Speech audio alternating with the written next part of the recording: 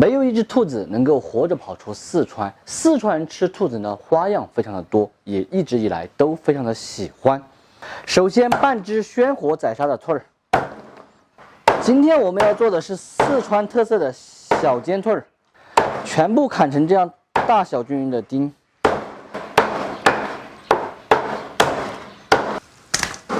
配上的姜葱、胡椒粉、盐、老抽酱油、花雕酒，和转的。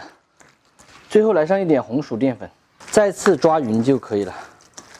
配菜的话就非常的简单了，青红椒和紫姜。紫姜也和兔儿丁一样的切成壳块。在行业里面有句这样子的话，叫做丝配丝，丁配丁，条配条，片配片。这个样子炒出来的话，它才好看。青红椒也一样的，不能吃太辣的，就少放几块这个小美辣哈，是比较辣的。再来上一点葱蒜壳块，保鲜青花椒，锅内来一点纯正的菜籽油，下码好的兔儿肉，先给它快速的滑散，用大火煸炒啊。咱们今天的这道是小煎的，就不是滑炒的了。要把兔肉的水分给它炒掉，吃起来才会香。一定要稍微多煸炒一会儿哈。大约炒2分钟，兔肉的表皮微微的发黄，来点干花椒壳块，这样炒出的兔肉哈，它是外香内嫩的。葱蒜还有鲜花椒，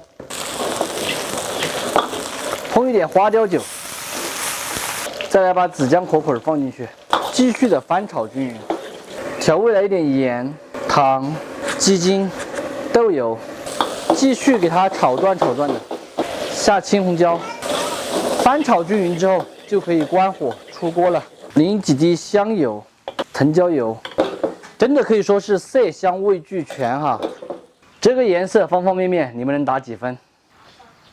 咱们今天的小煎兔儿就做好了，真正做出来的兔肉啊是外香内嫩，每一口下去都是滋滋入味。做法呢超级的简单，并且还实用靠谱。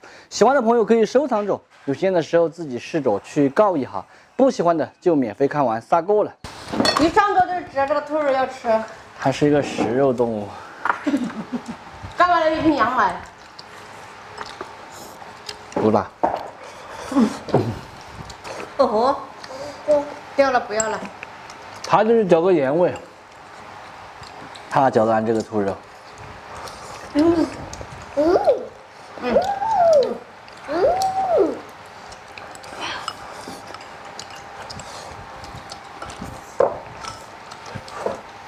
吃蛋呢？吃蛋呢？太香了，还要吃肉。这里面紫姜好脆，好好吃。当时我运气不好吗？上一块有香，这一块就没有了。每一块都没有。不给人兔子吃。